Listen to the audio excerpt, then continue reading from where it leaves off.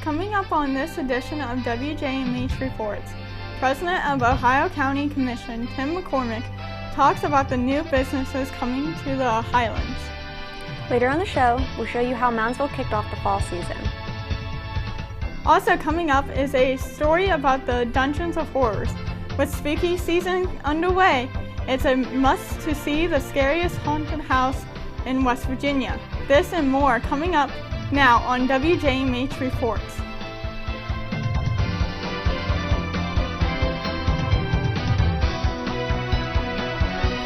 Welcome to this edition of WJMH Reports.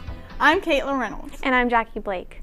We're excited to bring you our community's news throughout the 2019-2020 school year. You might have noticed all of the new businesses appearing at the Highlands very rapidly. WJMH reporter Scott Gates went to the Highlands and has this week's top story. Business is booming here at the Highlands, with over 80 businesses already here and more to come. New businesses have been appearing left and right at the Highlands. 4 different businesses have opened in the past 2 months, and the growth at the Highlands has no sign of stopping. The Highlands has welcomed Taco Bell, the Xfinity store, and Hobby Lobby, which has brought tons of money to the Highlands. Starbucks opened on Friday the 13th. Chick-fil-A is going in between West Banco and Cheddar Scratch Kitchen. The Popular Businesses deal was finalized on June 24th to be a part of the Highlands. It's currently being built and should be open in the next few months. President of the Ohio County Commission, Tim McCormick, says that the way they have gotten businesses into the Highlands has changed since its inception. Today, most of the time, the businesses are contacting us. When we first started, we were beating the bushes, hunting high and low, trying to find tenants that would fit into this site. But in the last 5 to 6 years, we have people calling us. Menards is also being built. This will be the biggest home improvement store around the valley.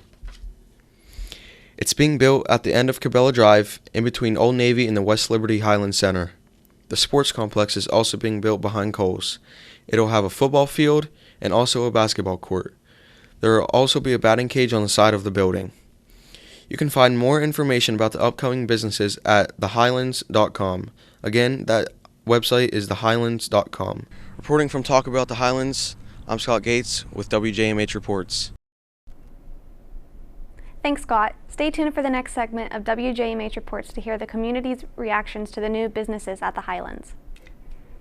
The West Virginia Teacher of the Year Gala was held September 11th to honor the teachers of West Virginia and announce the West Virginia Teacher of the Year. At the gala, the West Virginia Department of Education and the West Virginia Board of Education announced Cameron High School teacher Jennifer Schwartzfeger as the Teacher of the Year.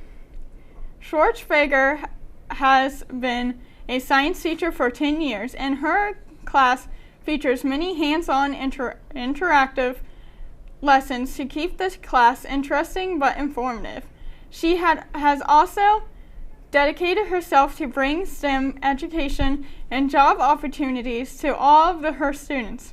Schwartzfeger is pursuing a national board certification as well, the nation's highest certification for a teacher. Along with the Teacher of the Year award, she is also being awarded with a car from Toyota and $5,000. The next step for Schwartzfeger is to compete for Teacher of the Year at the national level. West Liberty Highland Center celebrated its 10th anniversary on August 24th. The center was opened in 2009 after the building was finished being built. It was built to help people from the community gain new skills through education, whether they are teachers or adults wanting to expand their learning and strengthen their skills. Highlands Campus Manager Savannah Scott thinks this campus helps graduates further their skills in certain areas of study. It was a project by Dr. John McCullough. He was an interim president and as well as held some other positions over the years. He and Larry Williams, we call them the founding fathers of the center, they thought that the community needed a center for adult learners so that a higher education was available to everyone and not just your typical what you think of a college student. The center hopes to start to work with more students and start new programs in the future. If you would like to call or apply, you can call at 304-217-2800. Again, that number is 304-217-2800. Or you can go to their website, which is westliberty.edu/Highlands. Again, that website is westliberty.edu/Highlands. The Explore and Learn program at Oglebay Good Zoo has many programs to offer to kids in kindergarten through 8th grade.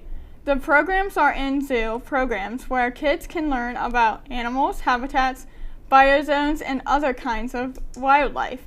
Senior program keeper Courtney Snyder believes the kids benefit from these programs in many different ways through education. I think that we're going to expand our program offerings and add new ideas so kids get to learn a very wide variety of subjects over the years as their school groups or other groups continue to come to explore and learn. And over time, that'll give them a very strong appreciation of animals as well as what zoos do to help animals.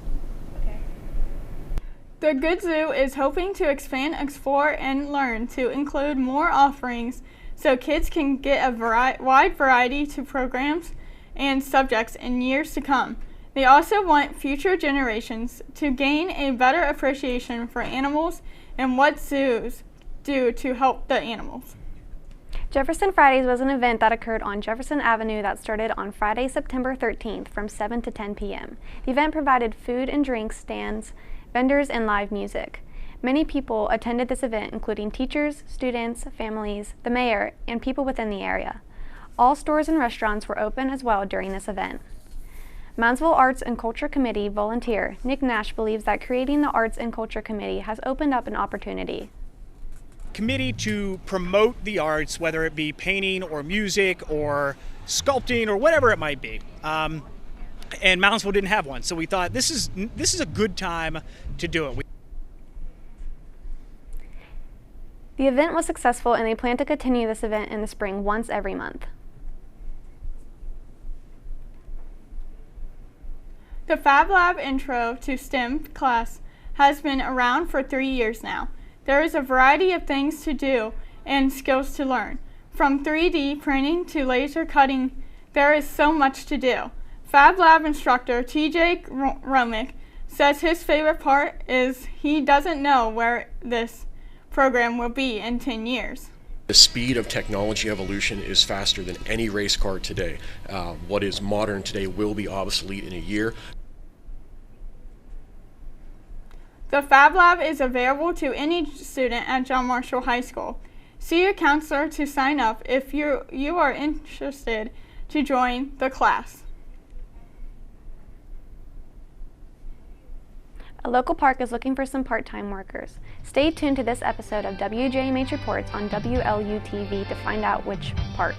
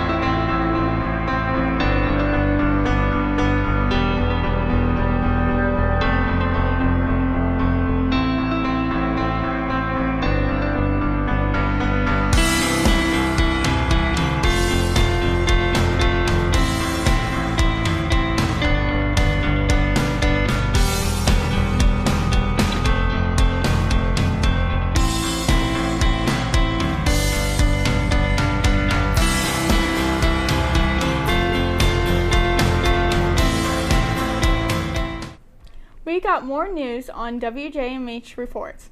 I'm Caitlin Reynolds. And I'm Jackie Blake. Earlier, WJMH reporter Scott Gates previewed some of the new businesses coming to the Highlands. While our reporters were in Ohio County, they also got some community reactions to the expansion that's taken place. Previously mentioned, the Highlands is a booming place for the community to spend their money in a joyful and exciting way. Many people come to the Highlands each day. Highlands shopper Brenda Thomas thinks it's a great idea to have a new business come in. What I think the impact in having new businesses here in the Highlands is a great opportunity for jobs and for people to shop in one location. With the addition of new shops and restaurants, there is something for everyone at the Highlands.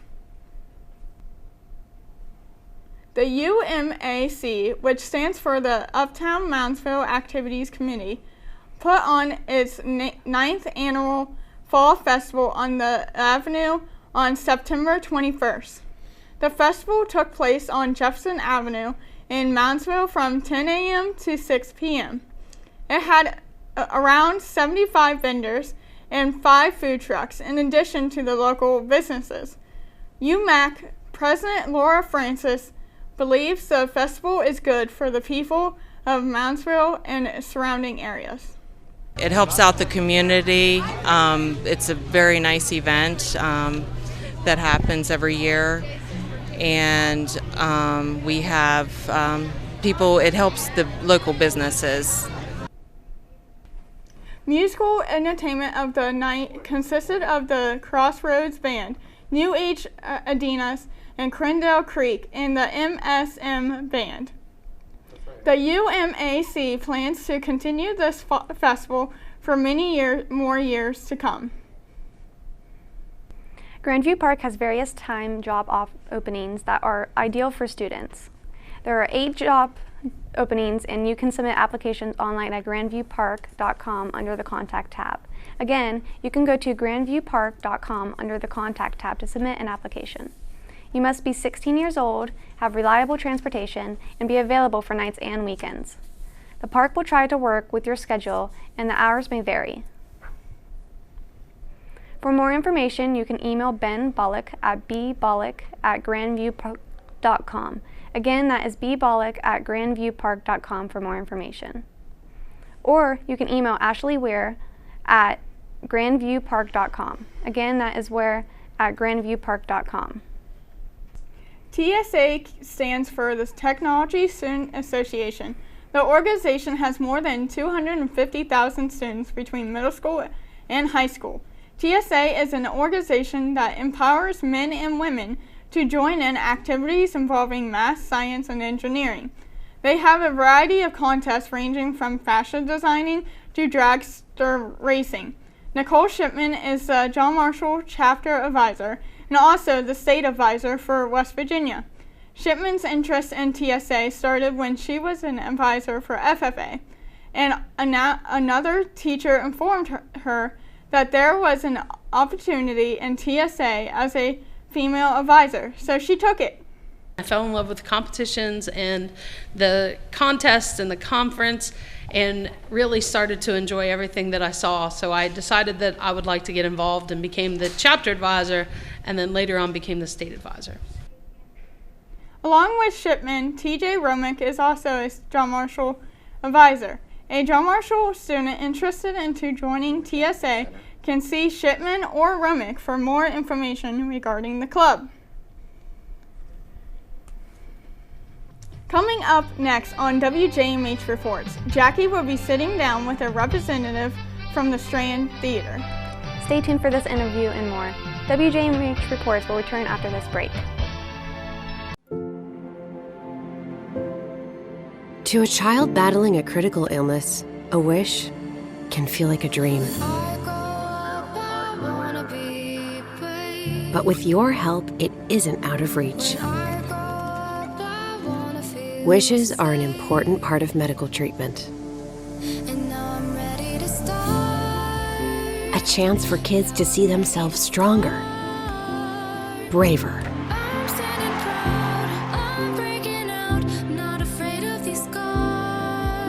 to see that the impossible is possible. Wishes can give kids the strength to fight, to get better, to grow up. Where there's a wish, there's a way. Welcome back to this week's episode of WJMH Reports. I'm Jackie Blake. The Strand Theater is a growing community theater and arts center. Every day, the people involved with the theater work to provide programs for the community. Joining me now is Strand Theater board member Sadie Crow. Hi, Sadie. Hi, Jackie. How are you? Good. What got you into being a part of the Strand Theater events? So I started performing with the Strand Theater when I was only 12 years old. So I took acting classes with the Strand at McNinch Elementary School. And ever since then, I've been hooked, and I've done summer productions with the Strand and really have just been a part of it since I was a kid, essentially. So that's why I'm here now, and I love being able to give back to the community and be involved with the Strand and bring my expertise to it too. Who would you say are your biggest influences? I would say some of my biggest influences, especially growing up, were my teachers and directors. So, my teachers that taught theater in school were really important to me, and the directors that I've had over time. And now I would say too, a lot of the people that perform at the Strand and that are artists and want to contribute to the artistic community around here are pretty influential on me and sort of the reason why I do what I do. What are some upcoming events? So our next event will be taking place on October 12th. We have Crandall Creek with Short Line Junction, and that's going to be at 7 o'clock. And then on October 26th, we're also hosting the Marshall County Middle and High School Honor Choir, so we're really excited to have them. And then on October 26th, we have a very quintessential Halloween event. We're showing the Rocky Horror Picture Show. So it's a late night event. Very fun if you've ever been there. You interact with the movie, and that's what we've got lined up for October. That sounds like a lot of fun. Oh yes, it's a great time. How can people get involved with, doing all the events? Sure. So anybody that wants to get involved, you can reach out to us on Facebook, or you can call us at 304-845-3009 and just leave a message and say that, you like what we do, you want to be involved in this way. And there's all different kinds of ways to get involved with the Strand. You can volunteer your time at events by working concession stands or ushering, or you can be a bigger part by sort of taking part with our programming committee too, or our fundraising committee, and helping behind the scenes in that way. What type of rentals and events can someone book at the Strand? So pretty much at the Strand, whatever you want to do, we can probably work out a way to do that for you. So we have different artistic groups that come to use it as a venue. So we have bands that come in and play at the theater. And then we also have birthday parties where we show movies on our screen. And we even have a couple weddings that are booked for next year. So again, any sort of event you want, we can probably make that happen. What would you say is your favorite event to do? My favorite events as a theater person, I love doing plays of all sorts and musicals, and we also have annual cabarets where actors that have performed with us in the past come back and sing a song that's on brand for the night, and that's always just a really fun way to spend the evening too. How has being a part of the Strand affected you? I would say being a part of the Strand has affected me in that it really helped to inspire in me from a really young age how much I loved theater and loved the arts. And now that I'm older, it's really exciting because I get to do that same thing with some of my younger students. I teach acting classes on Saturdays, which we start in mid-October as well. And so that's really fun to see these younger students sort of go through the same process that I did when I was young. Well, thank you for joining us today. Thank you so much, Jackie. If you would like to know more about the Strand Theater and events that are coming soon, you can go to their website at strandtheaterwv.com, or you can call it 304-845-3009. Again, their website and number is strandtheaterwv.com and 304-845-3009. Coming up next, the John Marshall Band is shaped by its history. The effect it has had on the current band students can be seen by teachers and former members. Stay tuned to WJMH Reports on WLUTV.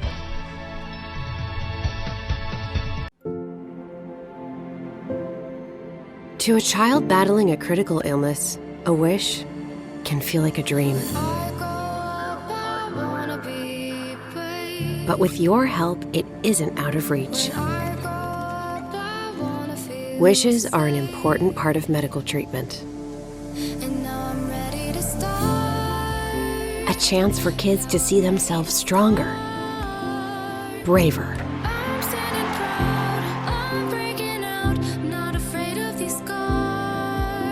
to see that the impossible is possible. Wishes can give kids the strength to fight to get better, to grow up. Where there's a wish, there's a way. We got more news on WJMH Reports. I'm Caitlin Reynolds. And I'm Jackie Blake. The John Marshall Band has a rich history and has been constant despite the many changes to the school. Here is WJMH reporter Taylor Galloway with more. John Marshall Band has been the subject of time for many years now and has stood this test through both the good and bad times. The band has had many band directors, arguably none as well known as Ronald Rose. Rose was the band director from 1968 to 1995. Rose pushed his students to be the best they could be and actively win competitions. Former students have a lot of memories and are proud of everything they accomplished while they were members. Former band student Jennifer Galloway feels strongly about her time in the band. Band was my safe haven. I didn't talk to a lot of people. Band was where we could be who we are, and there was no judgment. Reporting from the JM Band field, I'm Taylor Galloway for WJMH Reports. Thanks, Taylor. If you're interested in seeing the band, you can see them perform at home football games. The John Marshall Band's first-time members are working hard to show that they have grown and become better at what they do. The students have worked with the upperclassmen to increase their skill. John Marshall Band student Lauren Brennan sees the entirety of the band and its members as her favorite part. It's just basically the people. I really love everyone, and I like how supportive they are, and it just makes me feel like I have a second family. The Dungeon of Horrors at the former West Virginia Penitentiary is a great way to spend an evening in the dark. WJMH reporter Melody Howe is standing outside with more information. The DOH at the former West Virginia Penitentiary is the #1 scariest haunted house in West Virginia.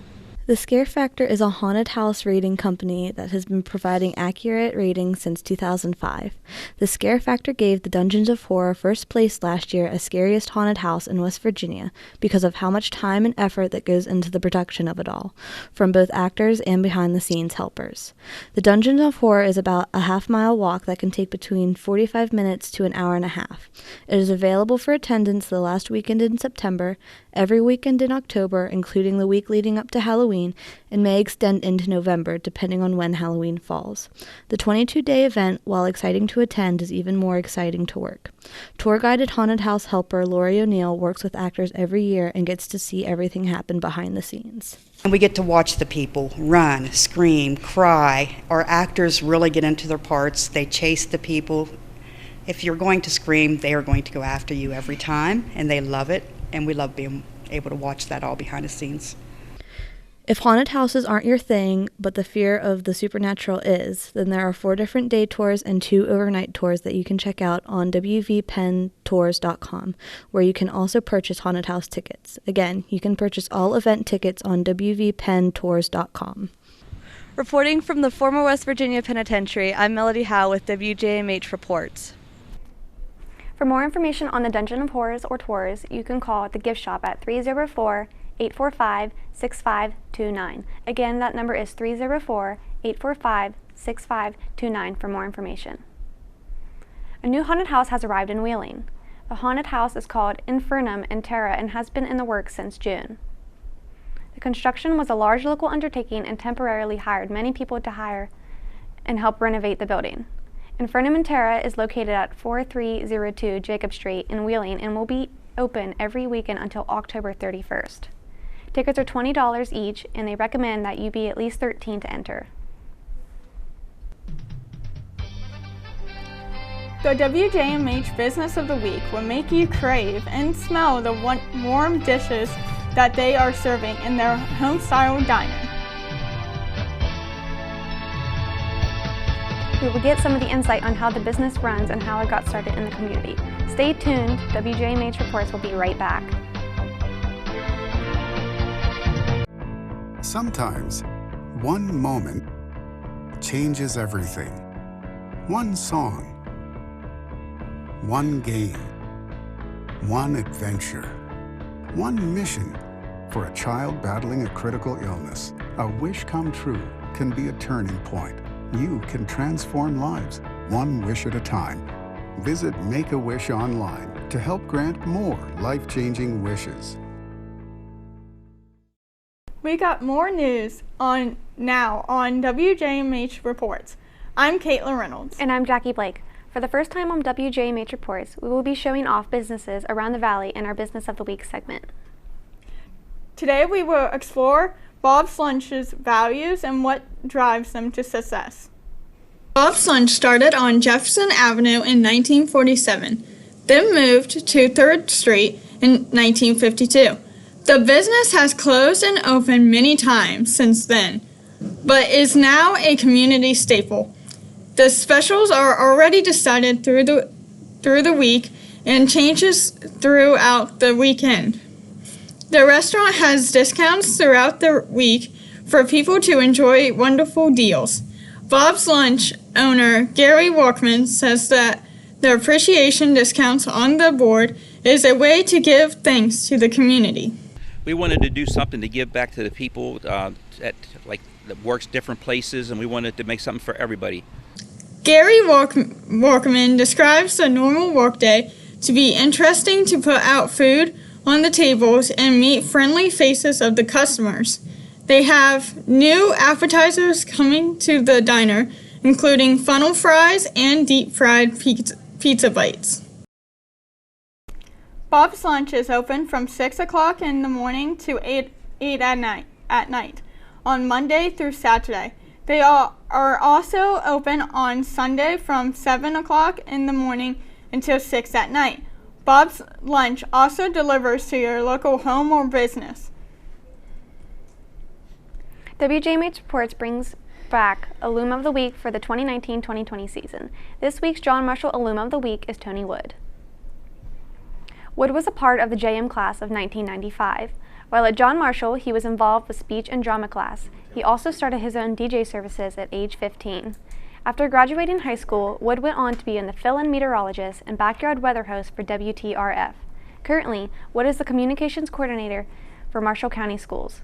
Wood believes his time at John Marshall helped him because his speech and drama teacher, Linda Brinkman, taught him that hard work was, and if you wanted something in life, you had to work for it. If you're interested in being on this segment of our show or have any suggestions of someone to be on our Alum of the Week, please contact Carly McElhaney with more information. You can contact her at carly.mcelhaney@k12.wv.us. Again, her email is carly.mcelhaney@k12.wv.us. When contacting her, please leave your suggestions, name, contact information, graduation year, and current profession. Now let's take a look at this week's in pictures, brought to you by the WJMH Digital Imaging students.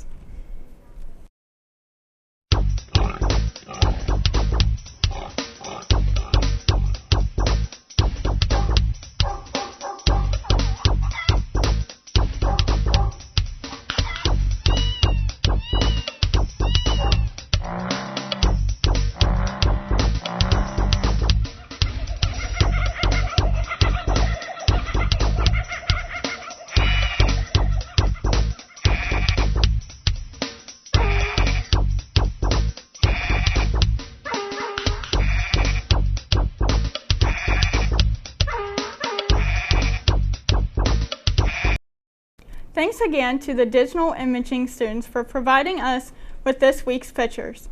We were very excited to start the show again for the 2019 and 2020 school year.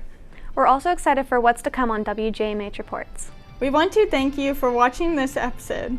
We also want to thank WLUTV and Comcast for airing WJMH Reports. We'll be back next week with more stories from around the community, right here on WLUTV. For Jackie Blake and everyone here at WJMH Media, I'm Caitlin Reynolds. Thanks for watching and have a great day.